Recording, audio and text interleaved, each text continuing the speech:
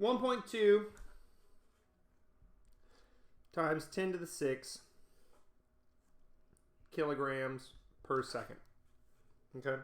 And it falls 50 meters.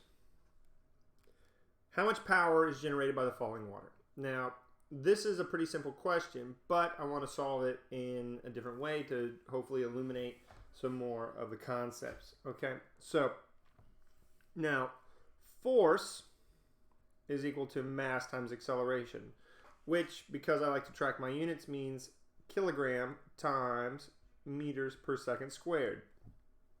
And a Newton is just equal to a kilogram meter per second squared. Now, work is equal to force times distance, or a kilogram meter per second squared times a meter. And that's a joule, or a kilogram meter squared per second squared. Okay? Now, power is equal to work divided by time, or a kilogram meter squared per second squared divided by seconds. Okay? So if we put all that together, our power is in kilogram meter squared per seconds cubed. Okay? Now, in order to get a power equation, it has to give us those units. It has to give us a kilogram meter squared per second cubed.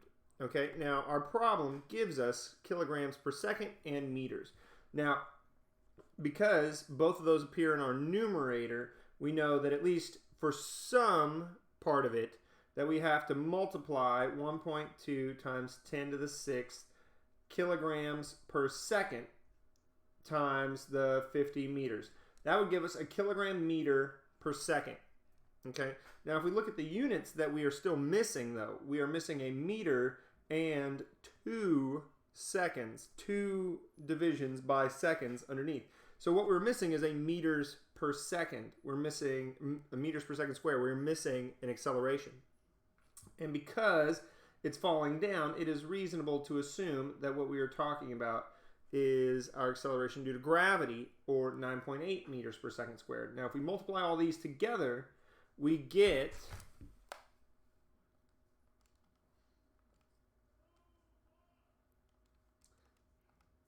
1.2 times 10 to the 6th times 50 times 9.8.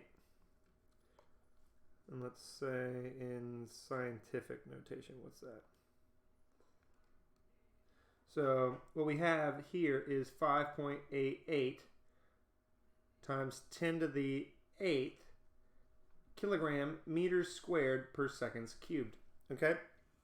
Now that's a pretty decent... Yes, of course that is 25 from the worksheet, Mr. Phillip. That is how we calculate that. Okay? That's how we calculate that. But let's see what it is that we actually did. Okay? So we're talking about work per time. Okay? So the way, because of the work energy theorem, work and energy are considered interchangeable. So if we can't calculate work directly, we can calculate certain kinds of energy directly. Now, we are given a mass, although it is a mass per time. We're given a mass, we are told a distance from which it falls, and we are given an acceleration. Now, this acceleration times this mass tells us our force, and it tells us how far that force is applied, because everything weighs the same, over that 50 meters.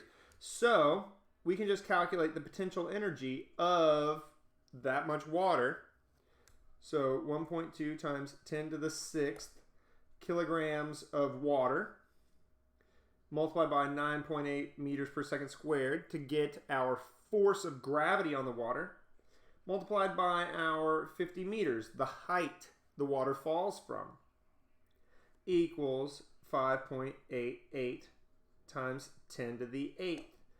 And this is just joules, just straight joules. Except there's a little piece I left off there, and it's a kilograms per second. That per second means that time is already wrapped into this flow rate. Okay?